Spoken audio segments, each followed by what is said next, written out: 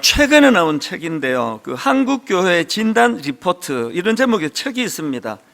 이 책에 보니까 이런 설명을 하는데요. 이제 불이 나지 않습니까? 그러면 이제 소방수가 출동을 하는데요. 그런데 소방수들이 이렇게 화재를 진압하러 출동했을 때 가장 먼저 하는 일이 화재의 근원을 찾는 일이라는 겁니다. 막 이곳저곳에서 불길이 치솟아 오른다 하더라도 그 불을 일으킨 근원부터 해결을 해야 불길을 잡는 데 도움이 된다, 뭐 그런 이야기더라고요. 그러면서 그 책에서 이 한국교회 진단에도 이 원리가 적용될 수 있다는 겁니다. 지금 모두 다 한국교회는 위기다, 한국교회는 어렵다, 이걸 습관처럼 말하고 있는 시대인데요. 한국교회가 위기라면, 그리고 또 이것에 대한 진단이 필요하다면 근원적인 문제가 뭐냐, 이걸 찾는 게 중요하다는 겁니다. 저는 그 책의 이 부분을 읽으면서 오래전에 나왔던 그 필립 얀시가 쓴 책 제목 하나가 떠올랐는데요. 콤마하고 내 안에 하나님이 없다. 제가 한국교회가 지금 침체다, 어렵다, 문제가 많다, 그렇게 진단을 한다면 저는 생각에 근원적인 문제가 뭐냐면, 교회에 예수님이 잘 안 보인다, 이거라고 저는 생각을 합니다. 자기 눈에 안 보이는 거죠. 그러니까 예수님이 잘 안 보이니까 그냥 자기 소견에 옳은 대로 막 하는 거 아닙니까? 담임 목사도 그렇고, 부목사도 그렇고, 장로도 그렇고, 성도도 그렇고, 그래서 이게 근본적으로 한국교회의 문제가 아닌가. 그래서 만약에 오늘 교회 안에 예수님이 잘 안 보인다고 한다면은 그것은요, 예수님이라는 이 호칭을 쓰지 않는다는 게 아니라 두 가지 문제예요. 교회 안에 예수님이 가지신 정신이 잘 흐르지 않는다는 거거든요. 그런가 하면 또 한 가지 문제가 뭐냐면은 교회 안에 예수님의 이름이 가진 능력, 이 능력이 잘 안 나타난다는 거 아닙니까? 이런 점에서 보면은 오늘 이 시대에 참 비극이라 그럴까, 아픈 문제가 뭐냐면 이게 딱 마태복음 17장 14절의 상황인 것 같아요. 마태복음 17장 14절, 너무나 가슴 아픈 아버지가 등장을 해요. 그들이 무리에게 이르매 한 사람이 예수께 와서 꿇어 엎드려 이르되, 주여 내 아들을 불쌍히 여기소서. 그가 간질로 심히 고생하여 자주 불에도 넘어지며 물에도 넘어지는지라. 지금 아버지 입장에서 절망적인 상황이에요. 아들이 귀신 들렸어요. 불에도 넘어져요, 물에도 넘어져요. 이대로 뒀다가는 무슨 일이 일어날지 알 수 없는 두려움이 이 아버지를 엄습합니다. 그래서 그 아들을 데리고 주님을 찾아왔는데 마침 그때 예수님이 변화산에 가 안 계세요. 그 제자들에게 데리고 왔더니 너무나 가슴 아픈 그 다음 16절 말씀이요, 내가 주의 제자들에게 데리고 왔으나 능히 고치지 못하더이다.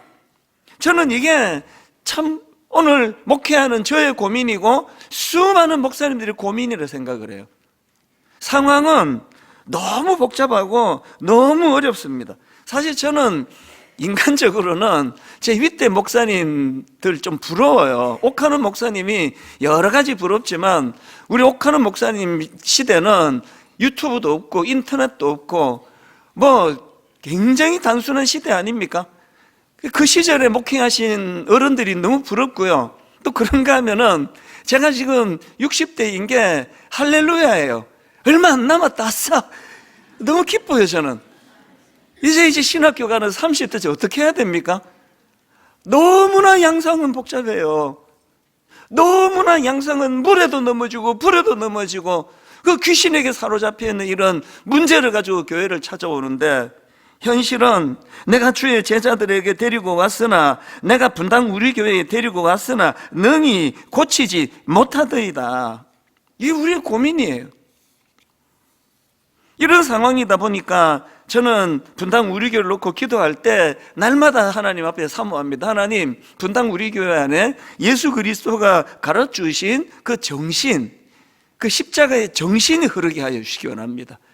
여기 그냥 예수님은 안 보이고 그냥 막 세상에서 막 사는 대로 이렇게 교회가 돌아간다고 하면 그 혼란을 누가 그 수습을 할 수 있겠습니까? 예수님의 정신이 흘러야 되고, 그런가 하면 예수 그리스도의 능력이 나타나야 돼요. 능히 고치지 못하더이다 이래갖고는 안 되는 거 아닙니까? 그러고 보니까 이게 동전의 양면처럼 한 뿔이에요. 이 문제를 어떻게 해결할 수가 있나? 제가 이런 대안을 고민하고 있는데 인터넷에 떠도는 글 하나를 읽었는데요. 레오나르도 다빈치의 최후의 만찬, 이것과 관련한 여러 글들이 떠돌거든요. 그 중에 하나예요. 이제 레오나르도 다빈치가 최후의 만찬이라는 그 엄청난 이 명작을 이제 거의 다 완성해 가고 있는 중인데요. 먼저 예수님을 그리고 그 주변에 제자들을 그리고 또 그 앞에 식탁을 그리고 또 식탁 위에 은잔을 그리고 그런 그림을 쭉 그려나가면서 이게 제대로 가고 있나? 그래서 친구에게 이 그림 한번 봐달라고 그랬더니 그 친구가 눈을 뗄 수가 없다고 탄성을 질렀죠. 대단한 그림 아닙니까? 그러면 이 친구가 하는 말이 그 중에서 그 식탁 위에 놓인 은잔이 너무나 섬세해서 이 은잔에서 눈이 떼지지가 않는다, 그런 이야기를 칭찬으로 했거든요. 그랬더니 레오나르도 다빈치가 갑자기 붓을 들더니 은잔을 지워버리더래요. 아니 지금 자네 뭐 하는가? 레오나르도 다빈치가 이런 말을 했습니다. 예수님 외에 이 그림의 중심이 되는 것, 예수님 외에 눈길이 가는 거, 그거는 용납할 수가 없다는 거예요. 그래서 그 은잔을 과감하게 지워버렸다는 거죠. 제 생각에 100% 지어낸 얘기예요. 그런데 은혜가 되는 거예요. 지어낸 것 같은데 너무 은혜가 되는 거예요.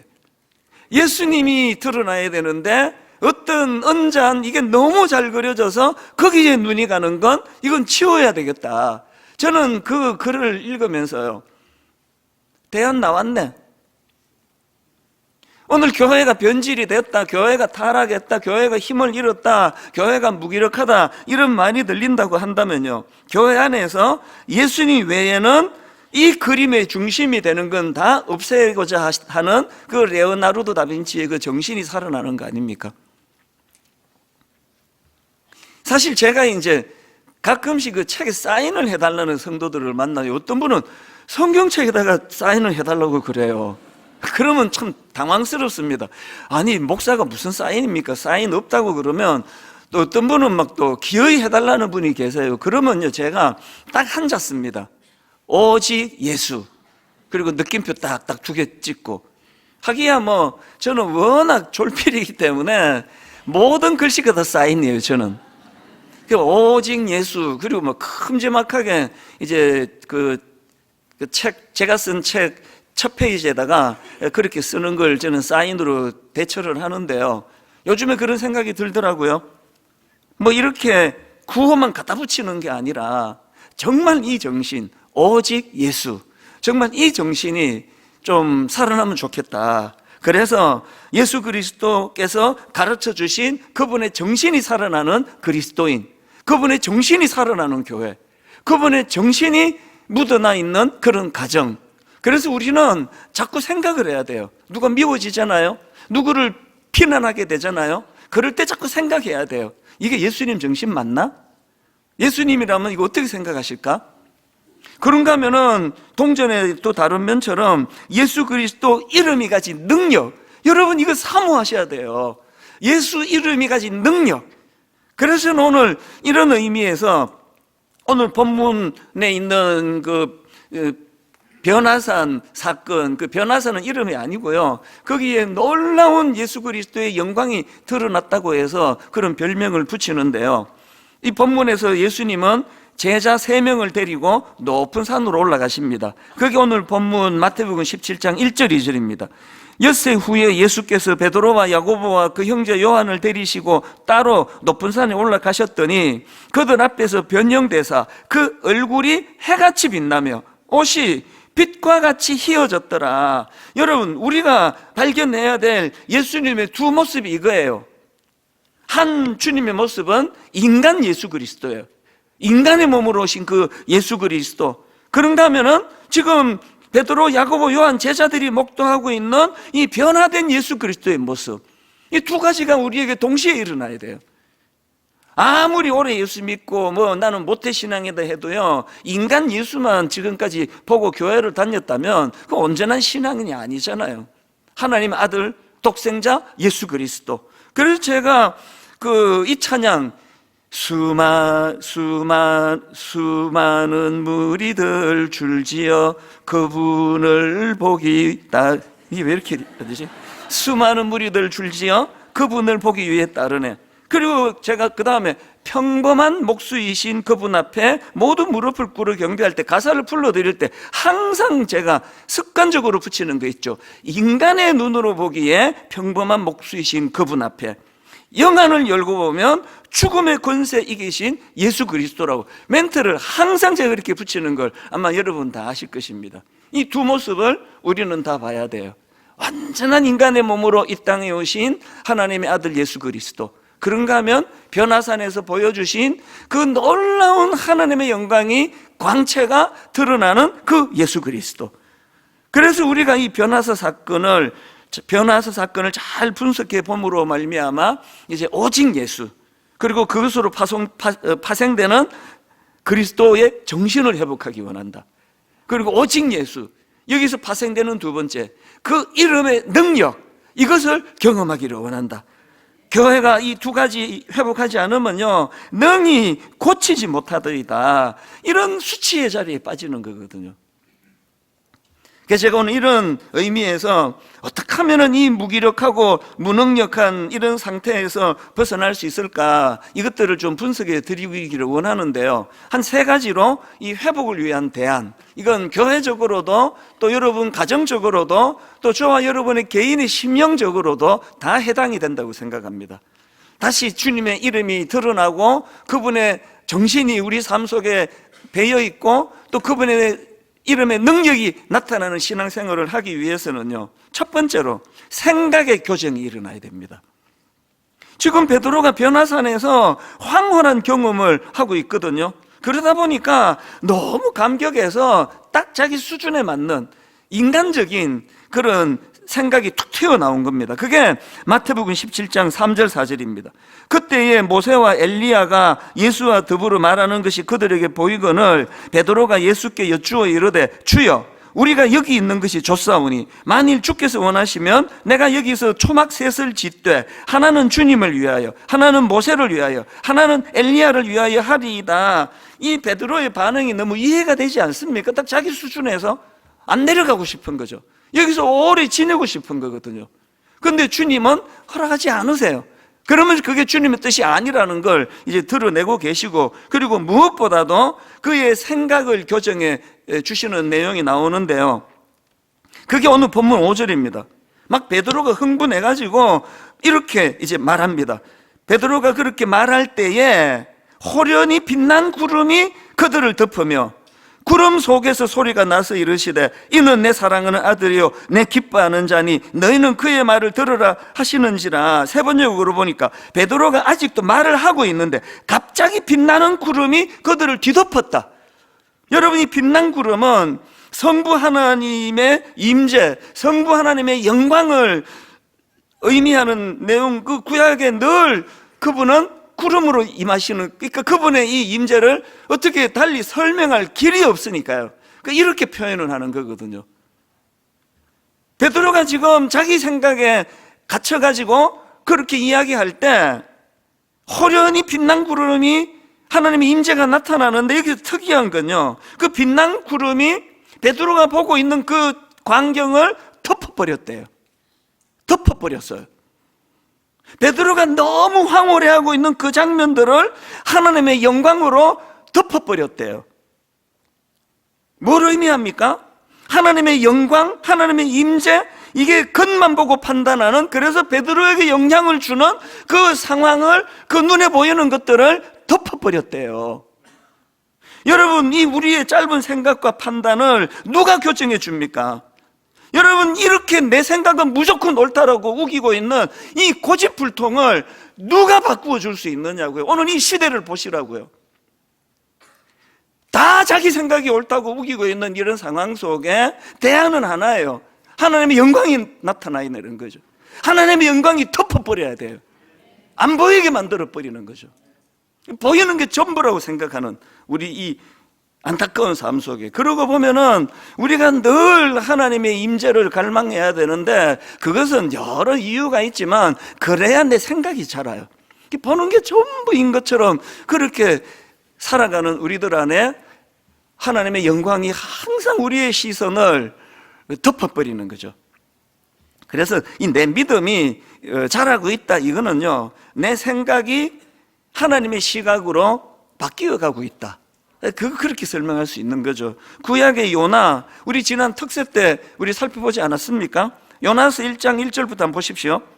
여호와의 말씀이 아미떼 아들 요나에게 임하니라. 이르시되 너는 일어나 저 큰 성읍 니느웨로 가서 그것을 향하여 외치라. 그 악독이 내 앞에 상달되었음이니라 하시니라. 그러나 요나가 여호와 얼굴을 피하려고 일어나 다시스로 도망하려 하여 욥바로 내려갔더니, 그래서 제가 이 두 그러나의 대결이라 그랬잖아요. 하나님의 생각, 하나님의 시각을 요나가 동의를 못하는 거예요. 수용이 안 되는 거거든요. 그렇게 자기 판단, 자기 생각에 갇혀있던 요나가 하나님의 말씀을 거부하는데, 그것이 이제 하나님의 생각과 충돌이 될 때 요나서 내내 그 문제가 이제 흘러가는 거, 그게 요나서 아닙니까? 모세도 마찬가지입니다. 드디어 하나님께서 그 악한 그 애굽의 바로왕에 신음하는, 거기에 갇혀 신음하는 자기 백성들을 건져내시기로 결정을 하시고 베드로를 지도자로 하나님이 이제 점지하십니다. 그게 출애굽기 3장 9절 10절입니다. 이제 가라. 이스라엘 자손의 부르짖음이 내게 달하고 애굽 사람이 그들을 괴롭히는 학대도 내가 보았으니 이제 내가 너를 바로에게 보내어 너에게 내 백성 이스라엘 자손을 애굽에서 인도하여 내게 하리라. 이게 하나님의 뜻이에요. 그런데 자기 생각에 갇혀있던 모세가 하는 반응을 보세요. 하나님 그렇게 오다 명령을 내리시니까요, 모세가 11절 이렇게 반응해요. 모세가 하나님께 아뢰되 내가 누구이기에 바로에게 가며 내가 무슨 자격으로 내가 그 일을 하겠습니까? 그 얘기예요. 내가 누구이기에 바로에게 가며 이스라엘 자손을 애굽에서 인도하여 내리까. 이렇게 시작된 두 생각의 충돌이요, 이 출애굽기 3장에서 4장으로 막 계속 이어지고 있는 거 아닙니까?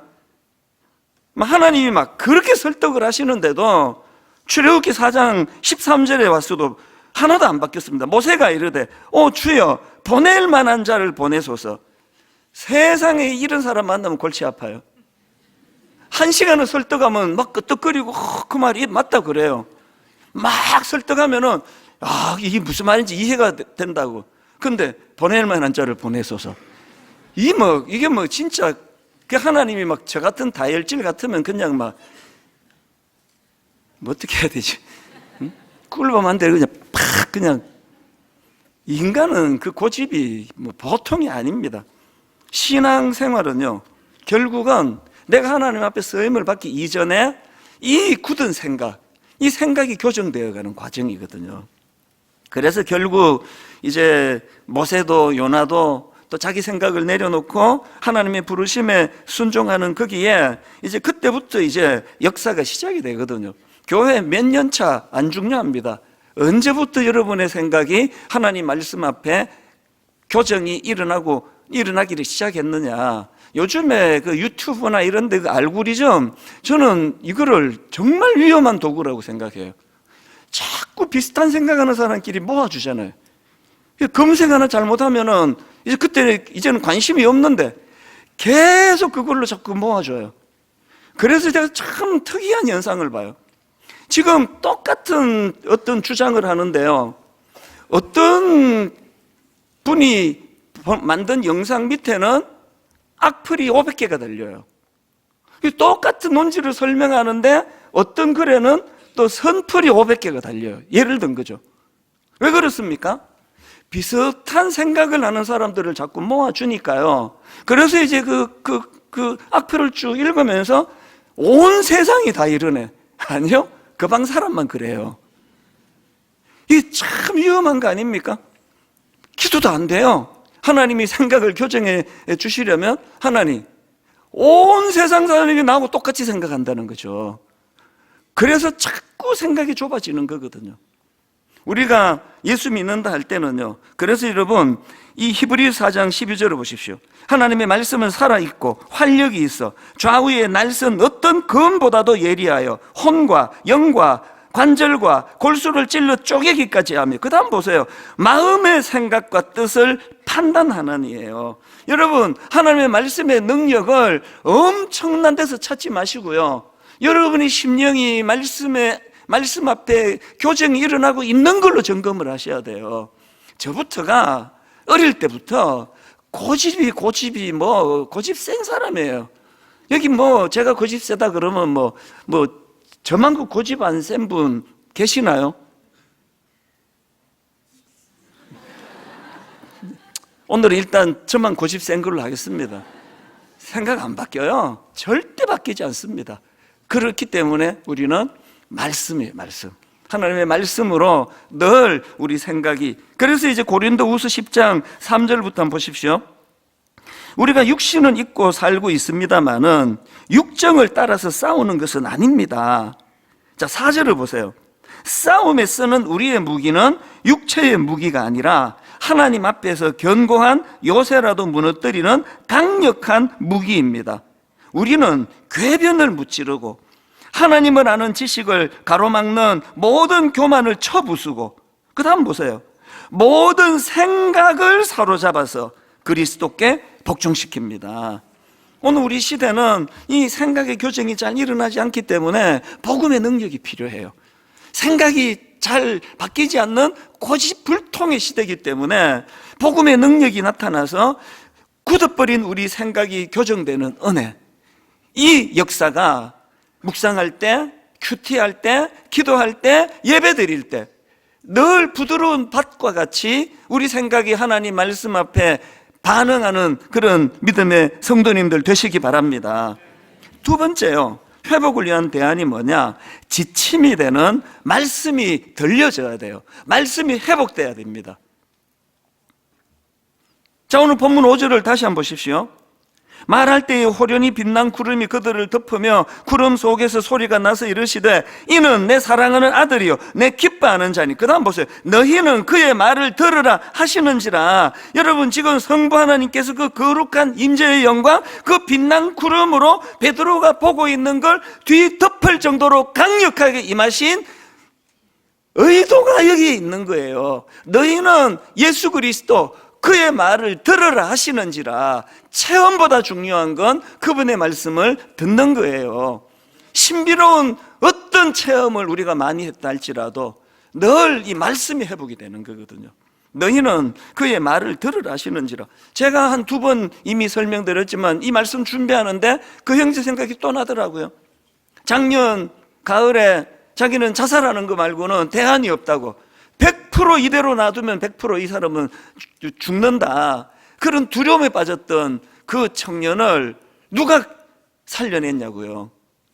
우선 이 형제가 이제 삼촌이라고 부르는 그 멘토, 그 집사님께서 그야말로 그리스도의 사랑을 보여준 거거든요. 마음을 다해서 따뜻하게 물질을 써가며 그게 능력이 나타난 거거든요. 근데 여러분, 그 멘토 선생님께서 그리스도의 사랑을 보여주시면서 계속 왜 사복음서를 읽으라 그러느냐고요. 그게 예수님이 하신 일을 왜 자꾸 묵상하라고 그렇게 권면을 했겠냐고요. 거기에 그리스도의 능력이 나타난 거 아닙니까? 그래서 여러분, 요한복음 10장 27절이요. 내 양은 내 음성을 들으므에.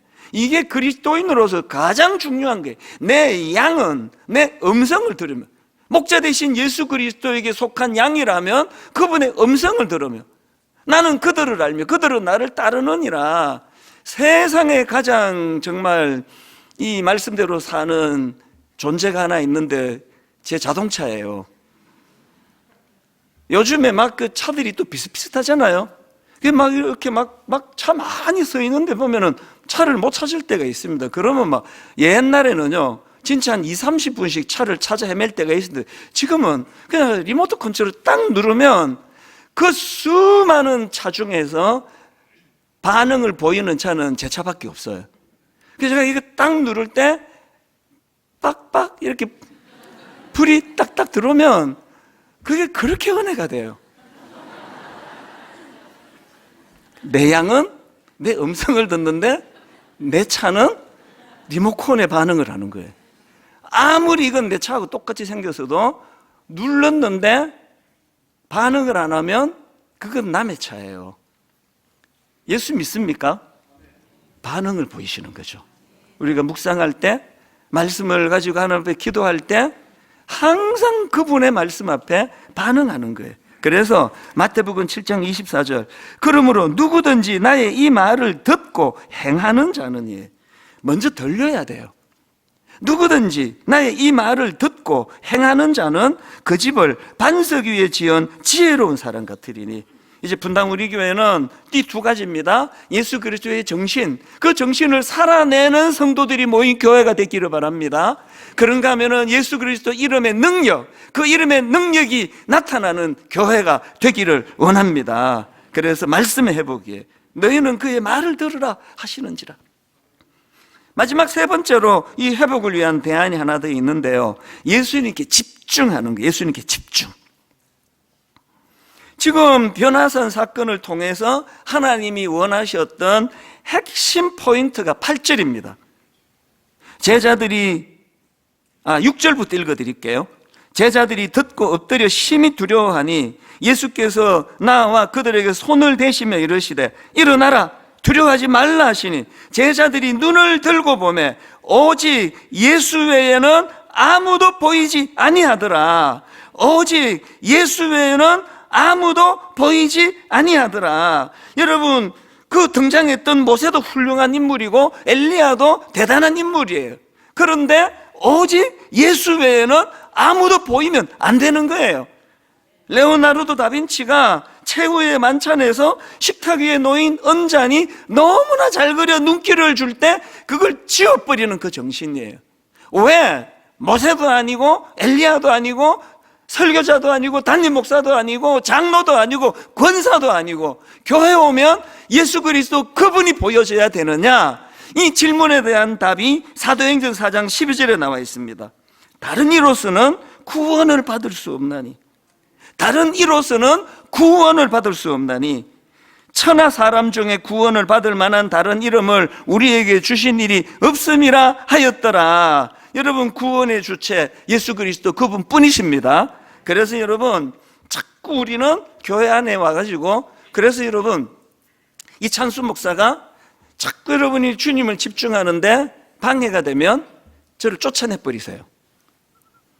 그러니까 어지간하면 쫓아내지 마시고 예수님께 집중하세요. 그냥 저 더 있고 싶어요. 예수님께 집중하세요. 저는 달을 가리키는 손가락이에요. 근데 맨날 다락방에 우리 목사님 손가락 짧지 않아? 그 손가락이 그렇게 짧은지 몰라. 아니야, 길어.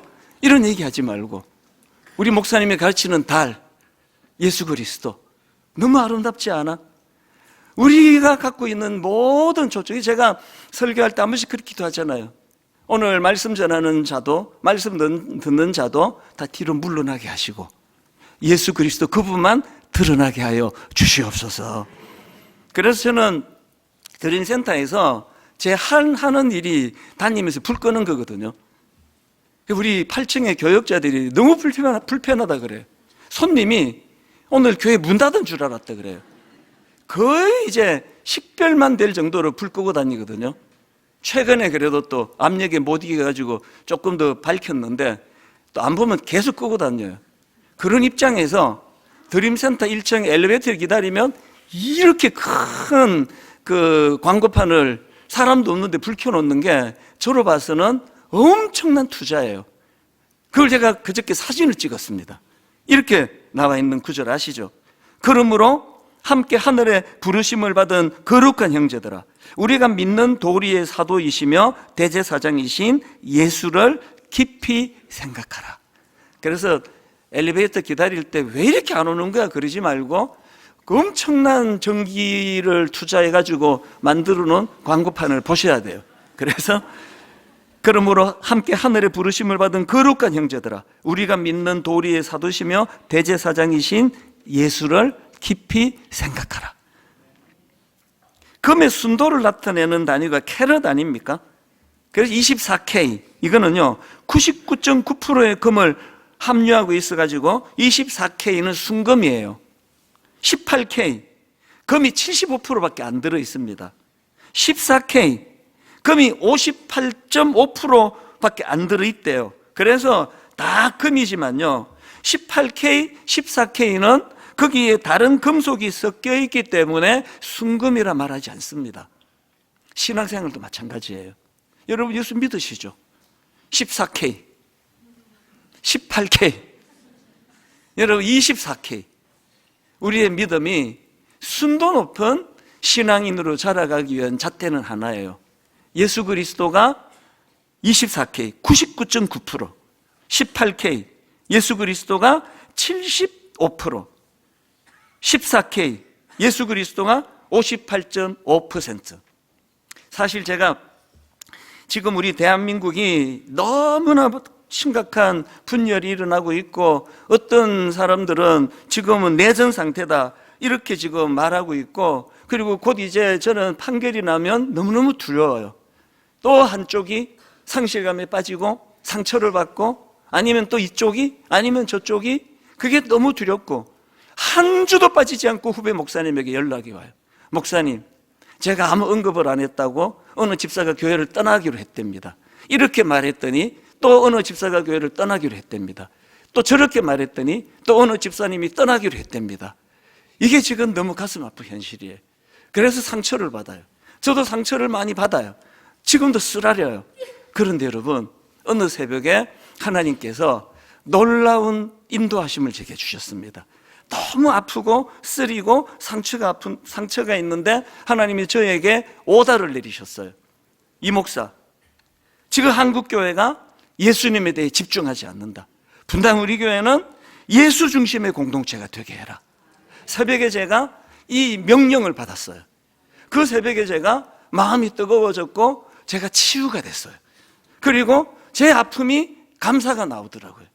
하나님, 목회자는 고뇌인데 저에게 이 시대적인 고뇌를 허락해 주셔서 이 깨달음의 자리를 인도해 주시니 감사합니다. 그래서 우리 다락방 또 우리 모든 교회 선포합니다. 여러분, 분당 우리 교회는 예수 중심의 공동체가 되기를 원합니다. 이게 이제 우리가 이번 학기에, 그래서 여러분 에베소서 2장 20절에 보면은 바울이 교회를 건물로 비유해서 설명하는데요, 가장 먼저 등장하는 게 한번 보세요. 에베소 2장 20절, 너희는 사도들과 선지자들의 터 위에 세우심을 입은 자라. 그 다음 보세요. 그리스도 예수께서 친히 모퉁이 돌이 되셨느니라. 이 모퉁이 돌은 건물의 기초석인데요, 이 모퉁이 돌에 기능이 있습니다. 자, 20절부터 다시 보십시오. 너희는 사도들과 선지자들의 터 위에 세우심을 입은 자라. 그리스도 예수께서 친히 모퉁이 돌이 되셨느니라. 그의 안에서 건물마다 서로 연결하여 주 안에서 성전이 되어가고, 너희도 성령 안에서 하나님이 거하실 처소가 되기 위하여 그리스도 예수 안에서 함께 지어져 가느니라. 이렇게 나뉘고 저렇게 분열되고 사분오열되는 이 대한민국을 모퉁이 돌 되시는 예수 그리스도, 그분을 중심으로 다시 이어지게 될 줄로 믿습니다. 에베소서 2장 14절, 그는 우리의 화평이신지라. 그는 우리의 화평이신지라. 둘로 하나를 만드사 원수된 것 그 중간에 막힌 담을 자기 육체로 허시고. 요한복음 17장 21절, 아버지여, 아버지께서 내 안에, 내가 아버지 안에 있는 것 같이 그들도 다 하나가 되어 우리 안에 있게 하사 세상으로 아버지께서 나를 보내신 것을 믿게 하옵소서. 이렇게 결론을 맺습니다. 오직 예수예요. 그 사인할 때 그냥 구호로만 쓰는 게 아니라 오직 예수예요. 예수 그리스도가 드러나는 이 공동체 안에 하나는 그분의 정신이 살아나요. 다락방 가셔서 계속 물으셔야 돼요. 누가 미워질 때 예수님의 정신으로 어떻게 하면 좋지? 또 하나, 예수 그리스도의 이름의 능력이에요. 분당 우리 교회는 능히 고치지 못하되이다가 아니라 이 교회에 와서 고침받는 수많은 상한 심령들이 일어나는 교회가 되기를 바랍니다. 우리 지난주에 불렀던 이 찬양 한 주 내내 마음에 울림이 되는데요, 제목이 나의 하나님이에요. 우리 같이 한번 불러보시겠습니다. 나의 사랑 너는 어여쁘고, 나의 사랑 너는 어여쁘고 참 귀하다. 어느 보석보다 귀하다. 보석보다 이 하나님의 마음, 내가 사랑스럽지 않을 때 너를 온전히 사랑하고 너와 함께하려 내가 왔노라. 주의 사랑, 이 사랑은 결코 변치 않아. 모든 계절 돌보시네. 이 진리 아시죠? 푸른 마르고 꽃은 시드나 주의 말씀은 신실해. 실수가 없으신 주만 바라라. 주님의 나라와 뜻이 어디에 임합니까? 나의 삶 속에 임하시며,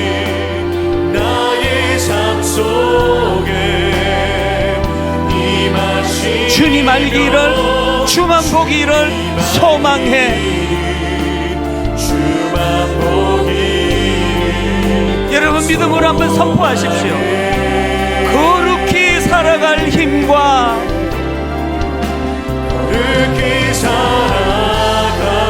너무나 두려운 이 시대, 두려움 없는 믿음 주신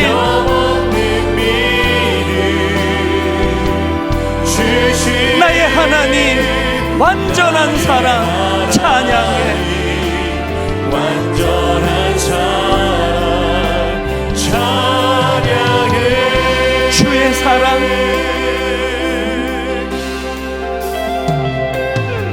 주의 사랑, 이 사랑은 결코 변치 않아. 이 사랑은 결코 변치 않아. 모든 계절 돌보시네. 계절 돌보시네. 푸른 마르고 꽃은 시드나 주의 말씀은 신실해. 실수가 없으신 주만 바라라. 주님의 나라와 뜻이 주님의 나라와 뜻이 나의 삶 속에 임하시며,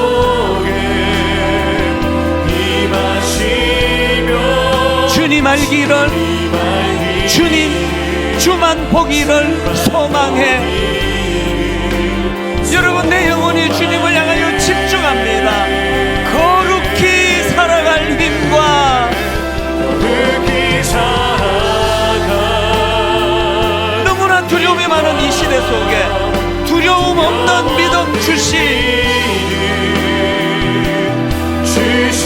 나의 하나님, 완전한 사랑 찬양해.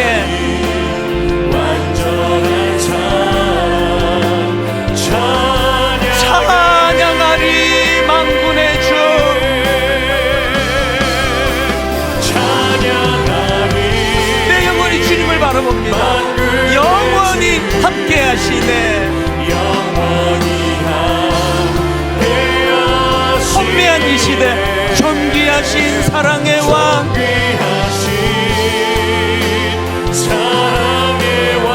영원히 통치하시네.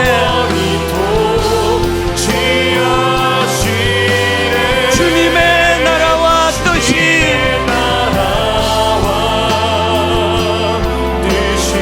나의 삶 속에 임하시며, 여러분 주님 알기를 더 갈망합니다.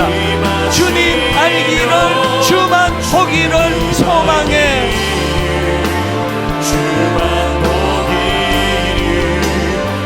너무나 악한 이 시대 속에 거룩히 살아갈 힘과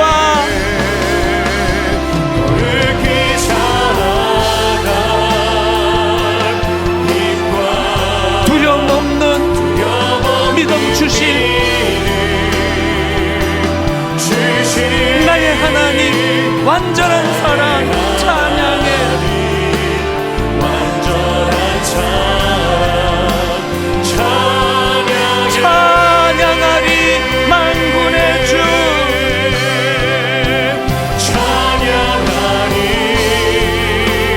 만군의 주. 영원히 함께 하시네.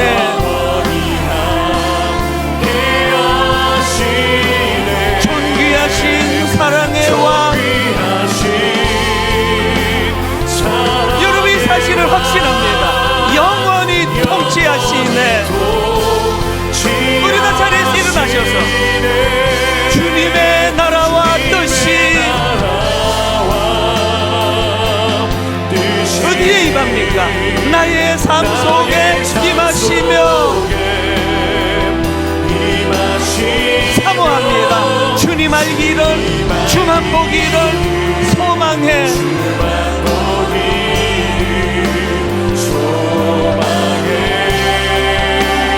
거룩히 살아갈 힘과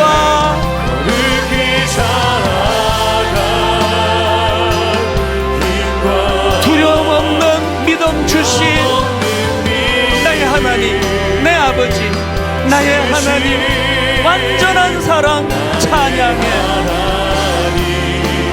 완전한 사랑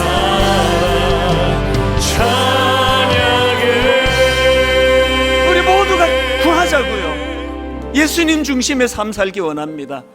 그분의 정신대로 살려고 몸부림치는, 그분 이름의 능력이 나타나는, 그래서 두려움이 많은 이 시대 속에 주님이 주시는 그 능력, 주님이 주시는 그 아름다운 그것을 구하면서 또 한 주 어떻게 하겠습니까? 견뎌내고 버텨내고 한 주를 승리하는 그 은혜를 구하며 나아가기 원하면 우리 합심해서 한 목소리로 주님 이름으로 통성으로 같이 기도합니다. 살아계신 하나님 아버지, 오늘 우리가 예배 가운데 하나님을 닮아갑니다. 하나님의 은혜를 사모합니다. 두려움 없는 하나님의 말씀이 우리 안에 일어나기를 원합니다. 우리가 육신을 믿고 살아가고 있습니다만 육정을 따라 싸우는 게 아닙니다. 싸움에서 우리의 무기는 육체의 무기가 아닙니다. 하나님 앞에서 어떤 견고한 요새라도 모르는 강력한 무기입니다. 죄명을 묻지도 하나님을 지시하여 주신 모든 고난을 접어주고 모든 생각을 사로잡혀 그리스도께 복종시키기를 원합니다. 우리들의 생각이 주님 앞에 사로잡혀 가기를 원하오니 그 은혜를 허락하여 주시옵소서. 내 영혼이 주님을 닮았습니다. 내 영혼이 주님을 사모합니다. 내 영혼이 주님을 바라보며 나가기를 원합니다. 하나님 은혜로 인도하여 주시옵소서. 아버지 믿음의 귀를 열어주셔서 아버지 오늘 주님의 그 인도하심 따라서 한 걸음 한 걸음 우리의 생명이 교정받고 우리 말씀을 회복되어지며 예수님께만 집중되어지는 우리의 걸음걸음과 우리의 시작이 될 수 있도록 주여 역사하여 주시옵소서. 오직 주님만을 살아계신 하나님 아버지, 한 주간 이렇게 어렵고 저렇게 혼미한 시간을 보낸 성도들이 참 많은데 그래도 주님 앞으로 와 예배하며 하나님의 뜻을 구하고 은혜를 구하는 귀한 주님의 자녀들입니다. 오직 예수 그리스도, 저들 심령 속에 예수만 보이더라. 하나님 앞에 이 은혜가 찾아온다 할 때에 두 가지 열매가 나타나는 줄 믿습니다. 예수님의 정신이 우리 심령에 살아난다 할 때 거룩을 향하여, 의로움을 향하여 그렇게 살아가게 될 줄로 믿습니다. 예수 그리스도의 이름에 능력이 나타난다 할 때 하나님 견뎌내는 것도 능력이고 지금까지 버텨온 이 모든 것이 하나님의 은혜의 힘을 자각하게 될 줄로 믿습니다.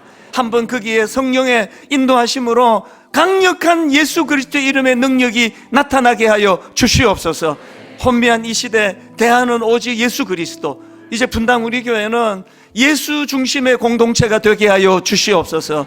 예수 중심의 공동체가 되어서 예수님은 어떻게 생각하실까? 예수님이라면 어떻게 행동하실까?